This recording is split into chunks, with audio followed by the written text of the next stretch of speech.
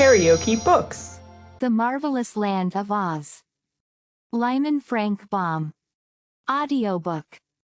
Chapter 13. A Highly Magnified History.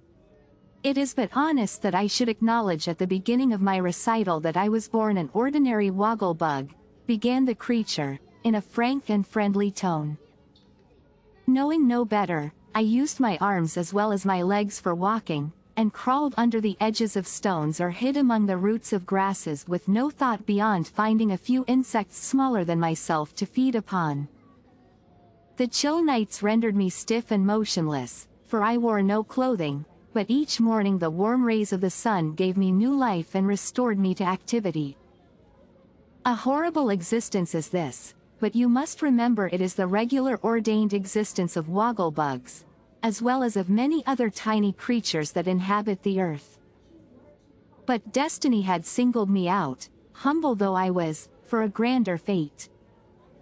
One day I crawled near to a country schoolhouse, and my curiosity being excited by the monotonous hum of the students within, I made bold to enter and creep along a crack between two boards until I reached the far end, where, in front of a hearth of glowing embers, sat the master at his desk.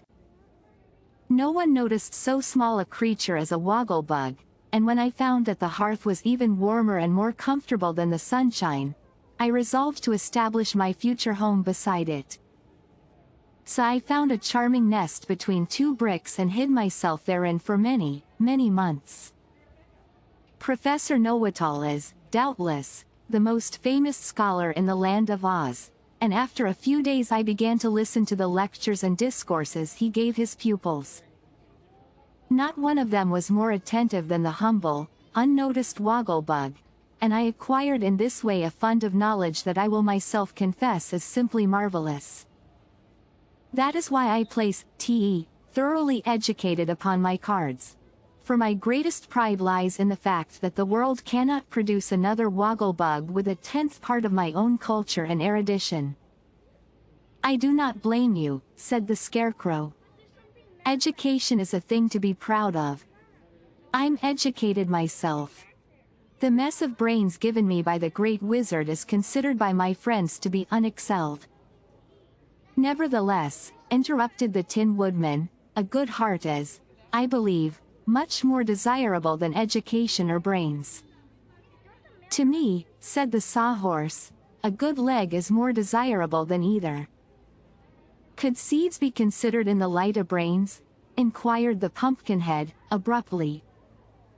Keep quiet, commanded Tip, sternly. Very well, dear father, answered the obedient Jack. The woggle-bug listened patiently, even respectfully, to these remarks, and then resumed his story. I must have lived fully 3 years in that secluded schoolhouse hearth, said he, drinking thirstily of the ever-flowing fount of limpid knowledge before me. Quite poetical, commented the Scarecrow, nodding his head approvingly. But one day, continued the bug, a marvelous circumstance occurred that altered my very existence and brought me to my present pinnacle of greatness. The professor discovered me in the act of crawling across the hearth, and before I could escape he had caught me between his thumb and forefinger. My dear children, said he, I have captured a woggle-bug, a very rare and interesting specimen. Do any of you know what a woggle-bug is? No, yelled the scholars, in chorus. Then, said the professor, I will get out my famous magnifying glass and throw the insect upon a screen in a highly magnified condition, that you may all study carefully its peculiar construction and become acquainted with its habits and manner of life. He then brought from a cupboard a most curious instrument, and before I could realize what had happened I found myself thrown upon a screen in a highly magnified state, even as you now behold me. The students stood up on their stools and craned their heads forward to get a better view of me, and 2 little girls jumped upon the sill of an open window where they could see more plainly. Behold, cried the professor, in a loud voice, this highly magnified woggle-bug, one of the most curious insects in existence. Being thoroughly educated, and knowing what is required of a cultured gentleman, at this juncture I stood upright and, placing my hand upon my bosom, made a very polite bow. My action, being unexpected, must have startled them, for one of the little girls perched upon the window sill gave a scream and fell backward out the window, drawing her companion with her as she disappeared. The professor uttered a cry of horror and rushed away through the door to see if the poor children were injured by the fall. The scholars followed after him in a wild mob, and I was left alone in the schoolroom, still in a highly magnified state and free to do as I pleased. It immediately occurred to me that this was a good opportunity to escape. I was proud of my great size, and realized that now I could safely travel anywhere in the world, while my superior culture would make me a fit associate for the most learned person I might chance to meet. So, while the professor picked the little girls, who were more frightened than hurt, off the ground, and the pupils clustered around him closely grouped, I calmly walked out of the schoolhouse, turned a corner, and escaped unnoticed to a grove of trees that stood near. "Wonderful!" exclaimed the Pumpkinhead, admiringly.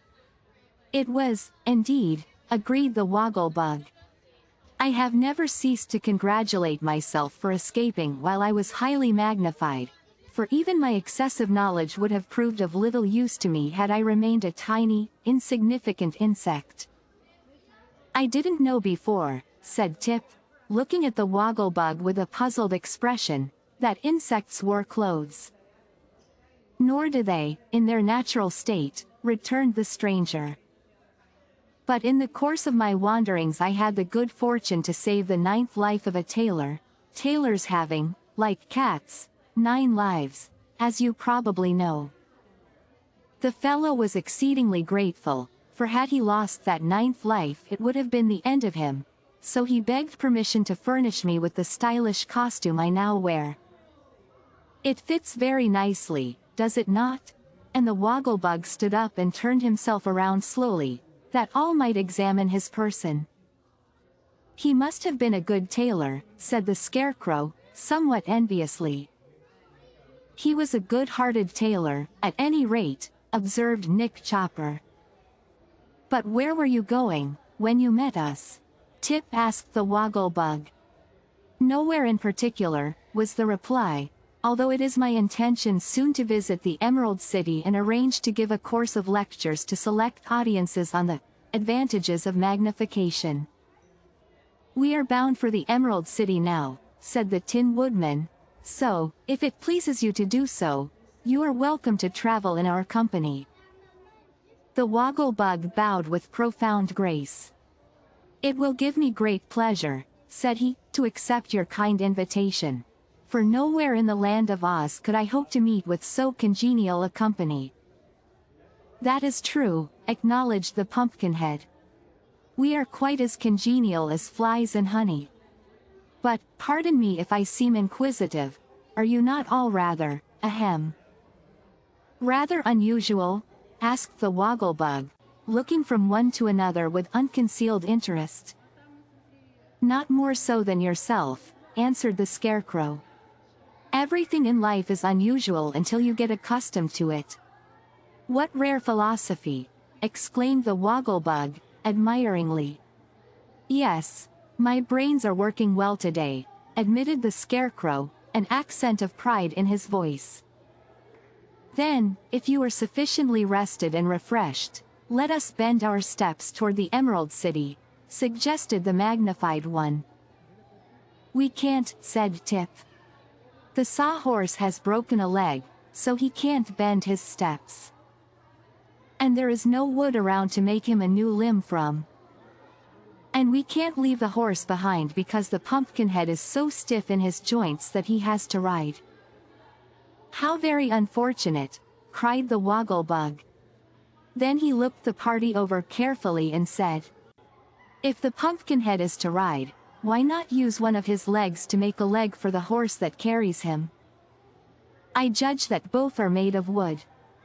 "Now, that is what I call real cleverness," said the Scarecrow, approvingly.